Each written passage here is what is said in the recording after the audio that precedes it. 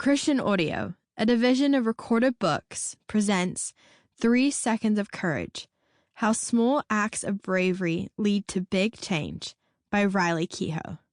Narrated by Riley Kehoe. Introduction. You are worth a life filled with joy and peace. The other day, my best friend asked me, "What would your 16-year-old self find most surprising about your life today?" I laughed and said, pretty much everything, but mostly that I'm not scared anymore. I used to be scared of a lot of things. Death, rejection, the ocean, not being good enough, being bullied. I was so afraid of sadness that I actively pretended to be happy. And I was even afraid of balloons. More on that to come. Sometimes I still feel like that terrified 16-year-old girl with braces who was socially awkward and couldn't pronounce words correctly. If you're scared too, well, welcome to the club. If you're in a space that's lonely and frightening, I know how you feel.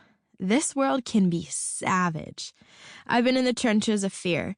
I know what it looks like. I stayed there for years, but I crawled out and you can too.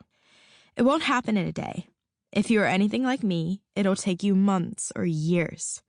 But it's worth the effort, because on the other side of your fear is freedom. You are worth a life filled with joy and peace. You are worth living a life you're proud of. You are worth the investment of listening to this book. Words have the power to change our lives. I was in a position of paralyzing fear when my dad said a few words that changed the trajectory of my life. Riley. Either courage or fear will exist in your life, and you get to choose which one wins. All you need is a little more courage.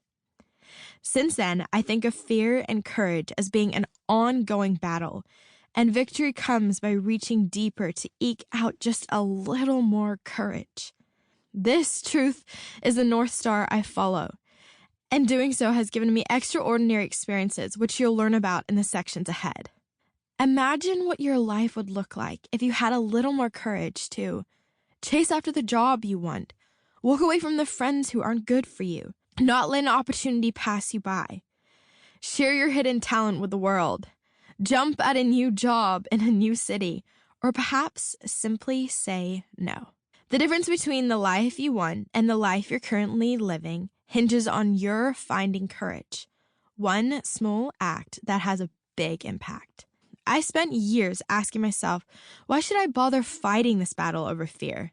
You and I both know it's far easier to let fear consume us. But deep down, we also know we were made for more. Something within us wants to resist giving in to our fears.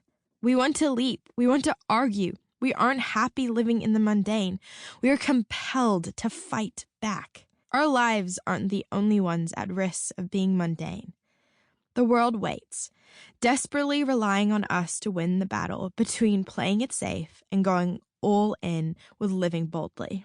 One ordinary person with courage can alter the future of an entire community. I feel I should warn you. Some of the stories you're about to hear will be disturbing. I can make you a promise, though. I will always be truthful with you. I will not sugarcoat my life's most challenging moments. I only hope my honesty will allow you to be truthful about telling your own story. This is me showing you my heart. This is not a book filled with small talk. At times it's deep, raw, and intense. But at other times, especially the embarrassing moments, I hope you will laugh with me. One of my writing mentors told me to tell a story of where I failed in the first few chapters. I laugh now because I don't think I tell you only one story, but many. It was easy to think of a failure moment. I've had countless. So my friend, let me tell you about some of the potholes I fell into in the hopes that you can jump over a few of your own. One other warning. This book is me reflecting on my life from an adult perspective. But because I was a child when I experienced some of these events, some minor details may not be entirely accurate. I try my best to always be truthful. But if I get some things wrong, it's because my childlike mind didn't process the events with exactness. Oh, and if I could go back in time, there's one more thing I'd tell my 16-year-old self. Riley. Sample complete. Ready to continue?